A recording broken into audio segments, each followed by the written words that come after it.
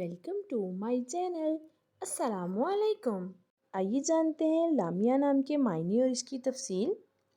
हमारा आज का बेबीज़ गर्ल्स नेम है लामिया। लामिया के इंग्लिश में स्पेल्स है LAMIA लामिया। ये एक इस्लामिक नेम है और लड़कियों के लिए रखा जाता है ये नाम लामिया। इस नेम के मायने हैं जुल्फ़ों वाली।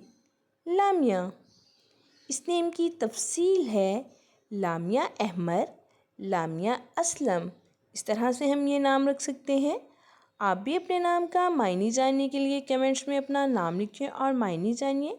एंड अपने नाम की स्पेशल वीडियो बनवाने के लिए भी आप मेरे कमेंट बॉक्स में अपना नाम कमेंट कर सकते हैं। And please like the video, subscribe my channel and comment your name for meaning. मिलते हैं नेक्स्ट वीडियो में। अल्लाह हाफिज़।